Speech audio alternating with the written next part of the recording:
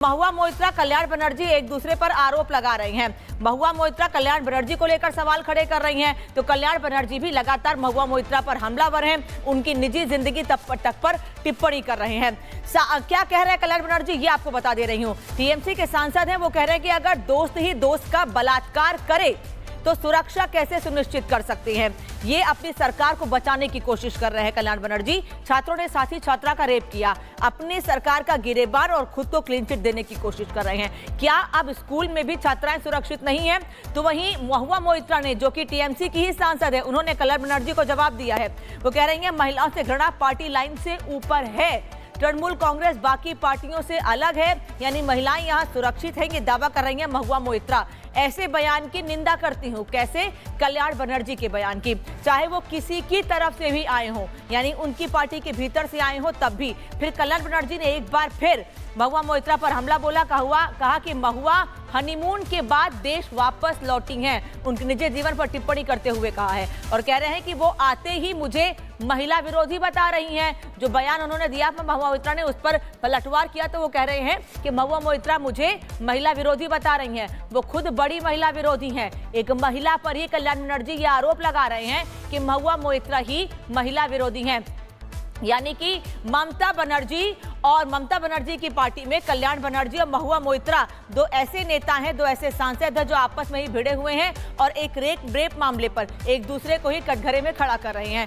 Kolkata gangrape कांड पर BJP प्रवक्ता संबित पात्रा ने कहा है कि वारदात में टीएमसी के गुंडे शामिल हैं। मुख्य आरोपी टीएमसी छात्र विंग का नेता रह चुका है। ये एक तरह से राज्य प्रायोजित क्रूरता और अपराध है। हम देखते हैं हॉरर स्टोरीज में कि किस प्रकार से दानव और दैत्य किसी महिला के साथ व्यवहार कर रहे होते हैं। ठीक उसी प्रकार का व्यवहार टीएमसी के इन गुंडों ने एक पीड़िता के साथ किया। हॉस्पिटल नहीं लेके गए, बाद में इन्हें लाके से दिया गया, जान बची, मगर धमकाया गया कि अगर आपने एक शब्द भी बोला तो तुम्हें तो मारेंगे ही, बॉयफ्रेंड को मारेंगे और माता पिता को सरकार से अरेस्ट कराएंगे। तो अब पूरे मामले में वार पलटवार जारी है। टीएमसी सांसद कल्याण बनर्जी ने क्या कहा, वो भी आपको सुनवा देते हैं। কালকে রাত্রিবেলা একজন আমাদের মহিলা এমপি আমাকে একটা এসএমএস করেছে, টেক্সট করেছে, তাতে লিখেছে যে আই ফুললি সাপোর্ট ইউ।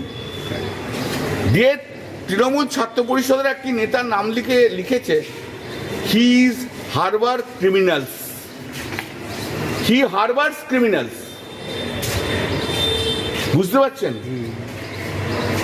একজন মহিলা সাংসদ কিন্তু আমাকে কাল লিখেছে, আমি নাম আর বলতে চাই না। আমার শুধু একার ইমোশন নয়, অনেকের আছে। আমাকে কন্ডেম করুক, আমাকে ডিসোসিয়েট করুক, আমার কোনো আপত্তি নেই, কিন্তু ওই কন্ডেম আগে ওদের করলেন না কেন? तो एक तरफ संबित पात्रा ने भी सरकार पर सवाल खड़े किए, कल्याण बनर्जी सरकार को बचाते हुए नजर आ रहे हैं, तो वहीं बीजेपी नेता शुभेंदु अधिकारी ने पार्टी कार्यकर्ताओं के साथ लॉ कॉलेज में गैंगरेप की घटना के खिलाफ प्रदर्शन किया। हाथ में मशाल और बैनर लेकर सैकड़ों कार्यकर्ताओं के साथ शुभेंदु अधिकारी मौजूद रहे। ये तस्वीर इस वक्त आपको दिखा रही हूँ, कोलकाता की तस्वीर आप देख रहे हैं, जहां महुआ मोइत्रा को एक तरफ कल्याण बनर्जी महिला विरोधी बता रहे हैं, तो वहीं दूसरी ओर भारतीय जनता पार्टी के नेता सड़कों पर हैं पश्चिम बंगाल में महिला सुरक्षा को लेकर।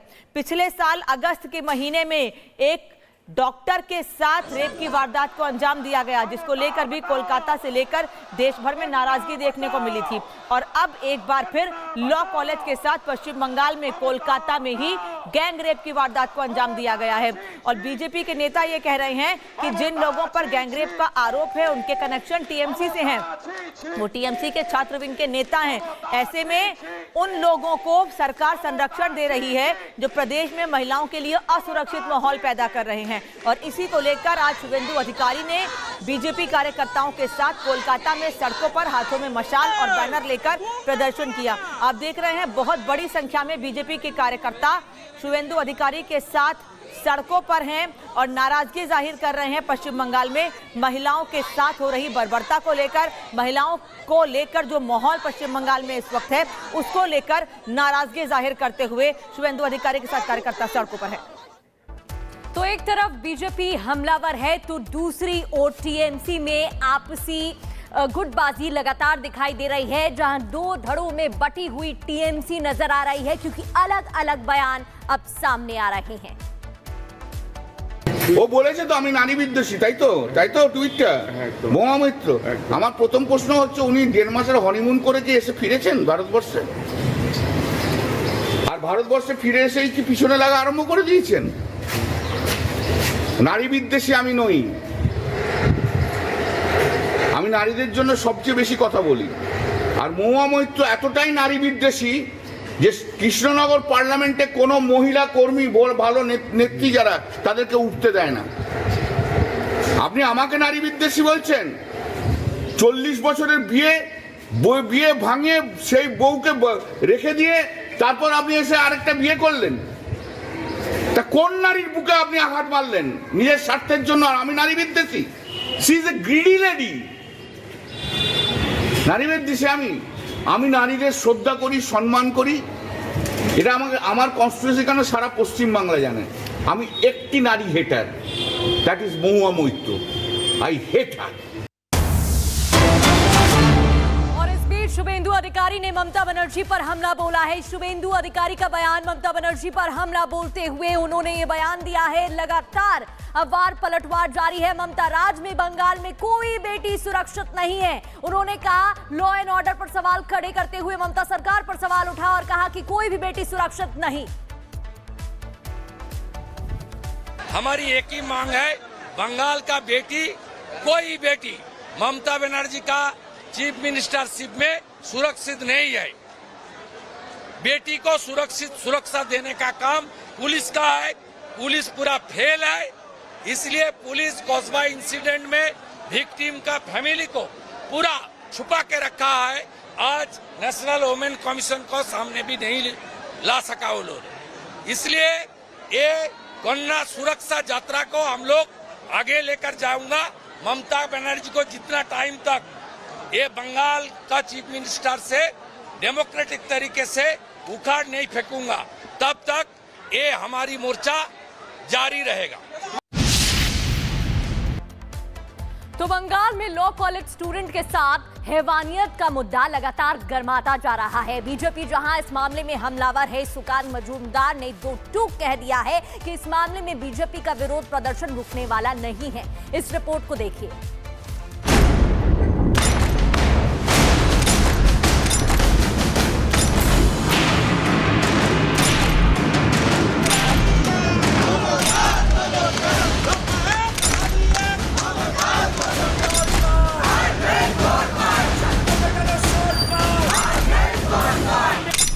कोलकाता गैंगरेप मामले में बंगाल में सियासी संग्राम छिड़ गया है। एक तरफ बीजेपी जहां इस मामले को आर्थिक घटना से जोड़कर राज्य में कानून व्यवस्था, महिला सुरक्षा की स्थिति पर सवाल उठा रही है, तो वहीं ये भी साफ हो गया है कि आरोपियों के संबंध तृणमूल कांग्रेस छात्र परिषद से था। बीजेपी इस मामले में ममता सरकार पर सीधे हमलावर है, लेकिन टीएमसी के नेता सरकार पर लगे आरोपों से बेपरवाह हैं। हालांकि बीजेपी का विरोध देखकर कोलकाता पुलिस एक्शन में आ गई है। इस मामले में कोलकाता पुलिस ने क्राइम सीन रिक्रिएट किया और पीड़िता के बयान दर्ज करते हुए इस केस की जांच के लिए 5 सदस्यीय एसआईटी टीम का गठन किया है, जिसकी अध्यक्षता कोलकाता पुलिस के एसीपी प्रदीप घोषाल करेंगे।